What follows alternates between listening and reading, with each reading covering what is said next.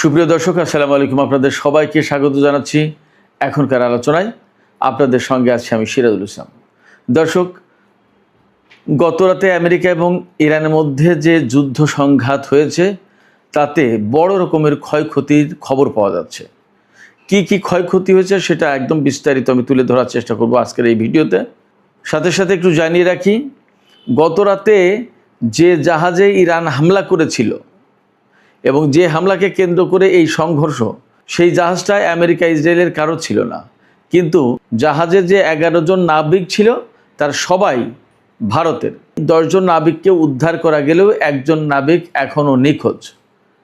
হামলার ঘটনায় ভারত নিন্দা জানিয়েছে, ভারত আরও কিছু বক্তব্য দিয়েছে। এদিকে সর্বশেষ খবরে দেখলাম রাশিয়া ইউরোপের কাছে আর ডলারে বা ইউরোতে কোনো তেল বিক্রি করবে না।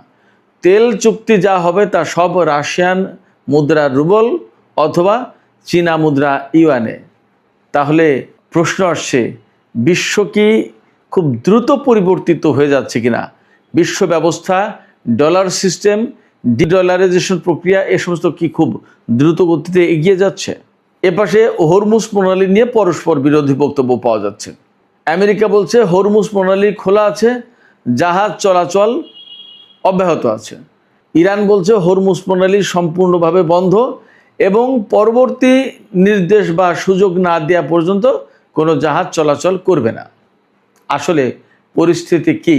সুপ্রিয় দর্শক, এই বিষয়গুলো নিয়ে আমি এখন বিস্তারিত আলোচনা করার চেষ্টা করব। আশা করি আপনারা সঙ্গেই থাকবেন। দর্শক, গত রাতে সাইপ্রাসের পতাকাবাহী একটি জাহাজ, এই জাহাজটা যাচ্ছিল ওমানের উপকূল দিয়ে। জাহাজটা ওমানের উপকূল দিয়ে হরমুজ প্রণালী পার হতে চেয়েছিল, নাকি ওমানের উপকূল দিয়ে হরমুজ প্রণালীতে ঢুকে পারস্য উপসাগরের দিকে যাচ্ছিল, পরিষ্কার না। এই তথ্য পাওয়া যায়নি, আমি খুব চেষ্টা করেছি, কিন্তু জাহাজটি ওমানের উপকূল দিয়ে যাচ্ছিল, এইটা হলো ফ্যাক্ট।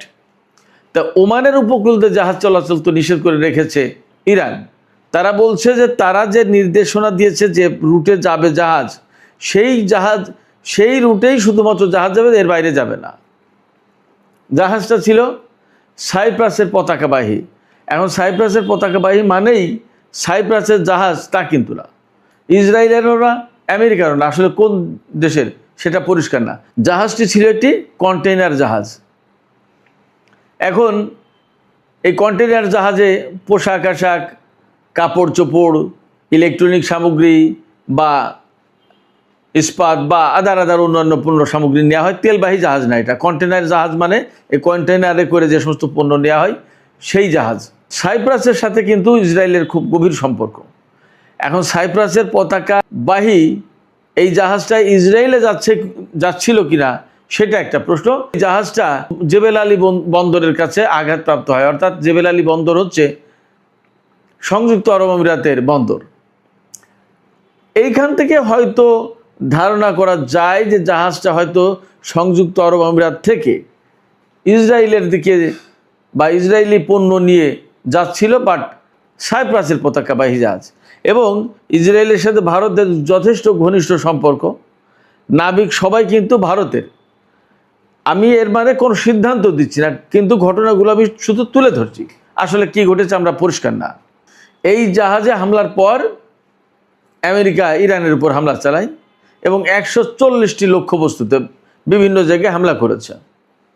আমেরিকার যুদ্ধমন্ত্রী পিট হেগসেথ বলেছেন যে আমরা বারবার ইরানকে বলেছি যে তোমরা এরকম হামলা করো না, এখন মজাটা বুঝুক। তিনি যা বলেছেন তার মানে দ্বারা এইরকম যে মনে হচ্ছে যেন আমেরিকা ইরানকে একেবারে ধ্বংস করে দিয়েছে, এখন মজা বুঝুক, বিষয়টা তারা বুঝুক। এদিকে এই যে সাইপ্রাসের পতাকাবাহী যে জাহাজ হামলার শিকার হলো, সেই জাহাজে যে 11 জন নাবিক, ভারতীয় নাবিক ছিল, তাদের ভিতরে 10 জনকে উদ্ধার করা গেছে, একজনকে পাওয়া যায়নি, নিখোঁজ। সম্ভবত মারা যেতে পারে, সাগরের ভেতরে কি হয়েছে এখনও পরিষ্কার না। এই ঘটনার অর্থাৎ এই হামলার নিন্দা জানিয়েছে ভারত। ভারত বলেছে যে আন্তর্জাতিক পানিসীমায় বা আন্তর্জাতিক নৌপথে আন্তর্জাতিক আইন অনুসারে স্বাধীনভাবে জাহাজ চলাচলের সুযোগ থাকা উচিত।